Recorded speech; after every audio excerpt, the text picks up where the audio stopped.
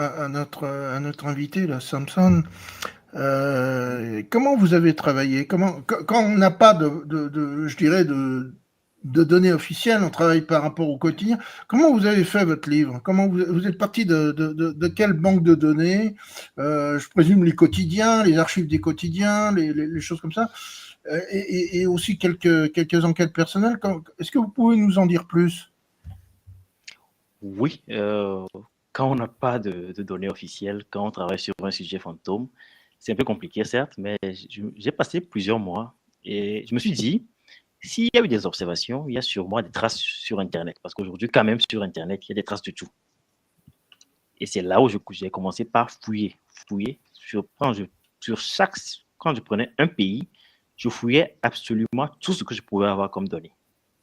Et c'est là où je me suis rendu compte qu'il y a eu quelques couvertures d'événements. Il y a eu des sites en Afrique, comme le site All Africa, par exemple, qui a couvert au moins 10 phénomènes d'observation d'OVNI, notamment l'observation de Baridien au Sénégal, qui est l'un des cas assez énigmatiques, parce que l'OVNI aurait non seulement détruit des habitations, mais en plus voulait dégager tellement de chaleur que même l'eau des jarres se serait simplement évaporée.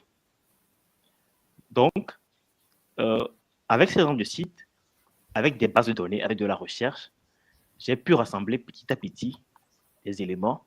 C'est vrai, quand j'arrivais sur un pays où je ne trouvais rien, je cherchais avec plusieurs mots-clés, je fouillais un peu partout, j'essayais de voir dans les banques de données par ici, des trucs sur Internet, euh, des,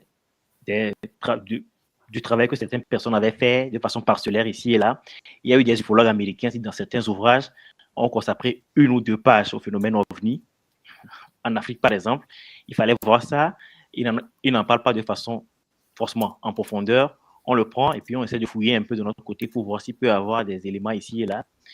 Comme j'étais au Togo, j'ai parlé aussi à des gens qui sont dans mon entourage. Malheureusement, la plupart n'avaient pas vu grand-chose. J'ai aussi des connaissances au Rwanda, des gens avec qui j'ai parlé longtemps, mais qui, bizarrement, m'ont dit aussi qu'ils n'ont pas vu grand-chose.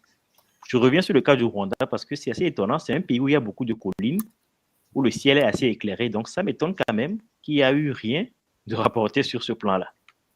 Donc, j'ai travaillé principalement en fouillant dans chaque recoin et dans chaque coin. C'est principalement ce que j'ai fait. Maintenant,